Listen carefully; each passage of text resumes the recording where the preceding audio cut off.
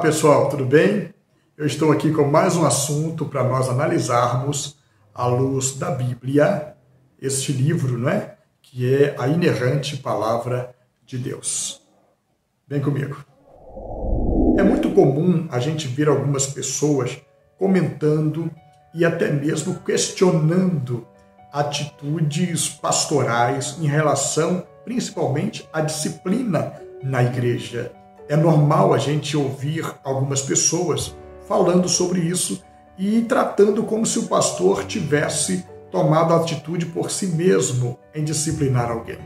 Mas deixa eu te falar uma coisa, uma igreja que é dirigida por Deus e por um pastor direcionado por Deus, pelo Espírito Santo, ele vai caminhar dentro das Sagradas Escrituras, que é o livro de fé e conduta para todos nós. Então é normal a gente ouvir as pessoas questionando.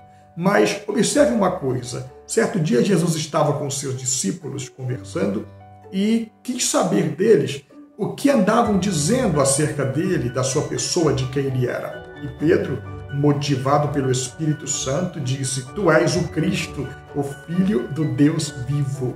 Quando Pedro disse isso, Jesus olhou e disse: "Bem-aventurado és tu, Simão, filho de Jonas, porque não foi carne e sangue que te revelou isso, mas meu Pai que está no céu." Ou seja, não havia sido a natureza de Pedro, a carne, a natureza carnal que havia revelado a Pedro isso, mas Deus. Então, Jesus, nesse diálogo, ele instituiu uma palavra dizendo assim no Evangelho de Mateus, capítulo 16, versículo 19. "Dar-te-ei as chaves do reino dos céus, o que ligares na terra será ligado nos céus, e o que desligares na terra será desligado nos céus." É muito claro esse versículo quando diz que o que a igreja ligar na terra será ligado no céu. E o que a igreja desligar na terra será desligado nos céus.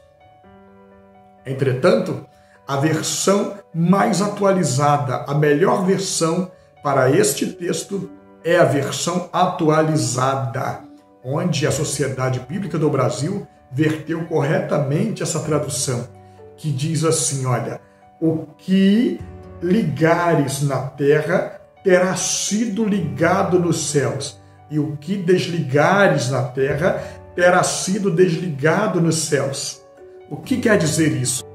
Significa que quando Jesus diz essa frase, ele está dizendo que o céu tem preeminência sobre a igreja, e não a igreja tem preeminência sobre os céus. Lá no livro do Gênesis, no capítulo 1, vai dizer que no princípio criou Deus os céus e a terra, não a terra e os céus. Por que isso? Porque significa que o céu é quem rege a igreja, e não a igreja rege os céus.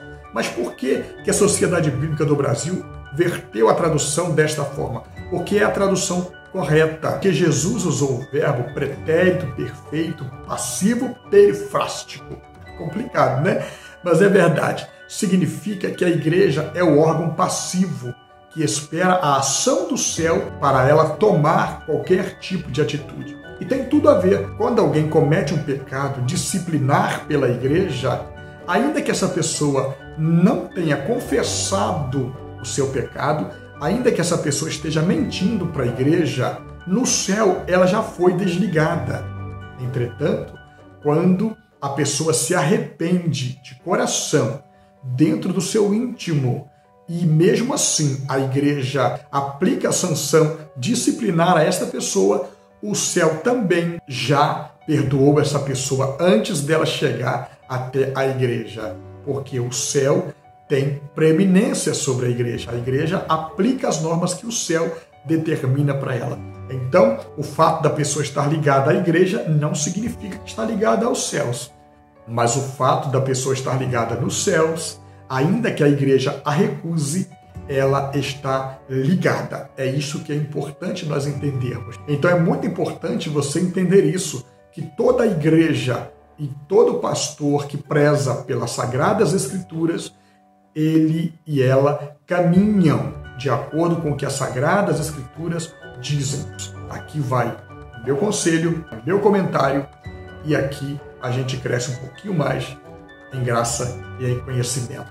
Tá bom? beijo grande no seu coração. Deus te abençoe.